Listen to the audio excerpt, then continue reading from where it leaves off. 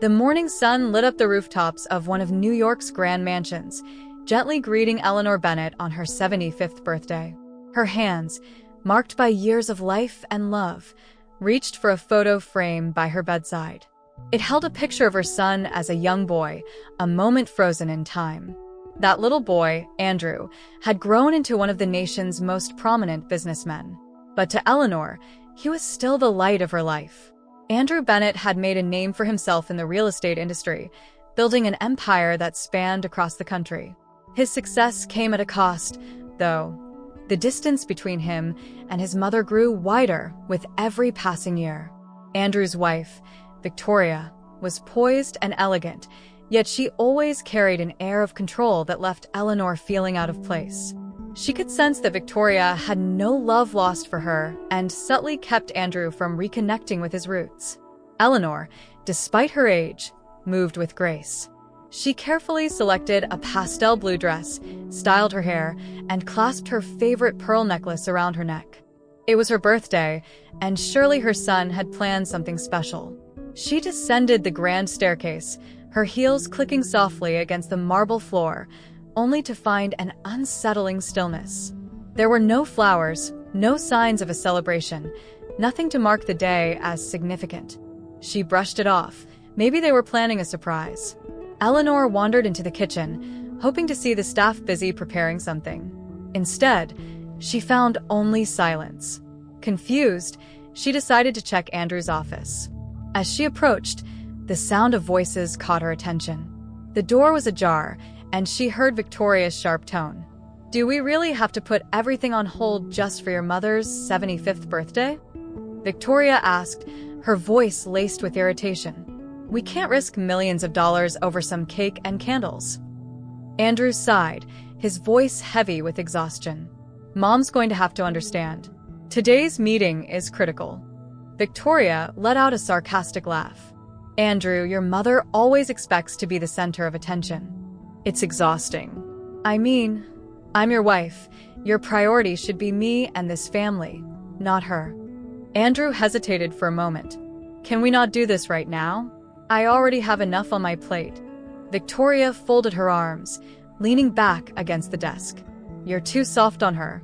Every time she clings to you, it pulls us further apart. She needs to get the message. This is our life, not hers." Eleanor's chest tightened as she listened, frozen in place. She quietly knocked on the door, composing herself. Andrew and Victoria turned toward her, startled. "So, do you have anything planned for today?" she asked, her voice calm but her eyes searching. Andrew avoided her gaze. "Today's a busy day at work, Mom.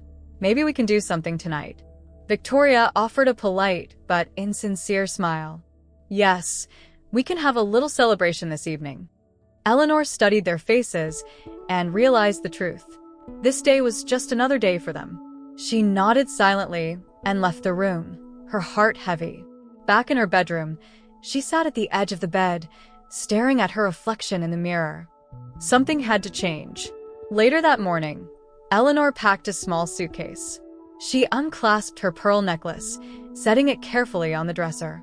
She took one last look around her room, a room filled with memories but no longer a home, and left the mansion.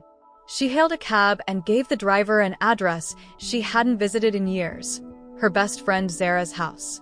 When Zara opened the door, her expression shifted from surprise to concern. "Eleanor, what are you doing here? And with a suitcase?" Eleanor stepped inside, setting her bag down before the tears began to fall. Between shaky breaths, she recounted everything. Zara listened intently, then wrapped her arms around her. "You're staying here," Zara said firmly. "This is your home now." Eleanor smiled through her tears. Zara disappeared into the kitchen and returned with a small cake and 2 cups of tea. She lit a single candle on the cake and placed it in front of Eleanor.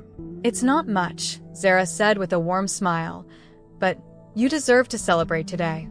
Eleanor closed her eyes for a moment, made a wish, and blew out the candle. "I wish to take my life back." Meanwhile, Andrew sat in a sleek conference room, but he couldn't focus. His mother's face from that morning lingered in his mind. Her quiet sadness, her retreating figure. It all weighed on him. He pulled out his phone and called her, but the line went straight to voicemail. Panic set in. Andrew called the staff at the mansion, but no one knew where Eleanor had gone. Finally, he remembered Zara. He drove to her house, his heart racing. When Zara opened the door, Andrew didn't have to say a word. She stepped aside, revealing Eleanor sitting on the couch, her hands wrapped around a cup of tea. "Mom," Andrew began, his voice trembling. "I know I've hurt you, but please hear me out. I got so wrapped up in work and Victoria's expectations that I forgot what really matters you." Eleanor looked at him, her expression a mix of sadness and resolve. "Andrew, love is shown through actions, not just words. I don't want to feel like a shadow from your past. All I've ever wanted is respect and love." Andrew nodded, unable to hold back his tears. "You'll have it, Mom. I promise. I want to make things right." The next day, Andrew arranged an elaborate birthday celebration at the mansion. Every detail was carefully planned, from the flowers to the music. Eleanor, hesitant at first, decided to attend. She walked into the beautifully decorated hall, greeted by smiles and warmth. It wasn't just a party, it was an apology, a declaration of love, and a new beginning. Andrew made a public toast, his voice steady, but filled with emotion. "To my mom, Eleanor, my strength, my heart, and the woman who taught me everything. Today is about celebrating you and making sure you know just how much you mean to me." Victoria watched from the sidelines, her usual composure faltering. She could see the changes in Andrew, the shift in his priorities. For the first time, she realized her grip on him was loosening. That night, as the guests left and the house quieted, Andrew sat with Eleanor in the living room. "I'm sorry it took me so long to realize what I was losing," he said softly. Eleanor smiled, resting her hand on his. "What matters is that you found your way back. This is a start." And so, they began rebuilding their bond, one step at a time. Eleanor reclaimed her sense of worth, and Andrew discovered the joy of putting family first. It wasn't perfect, but it was real. And it was enough.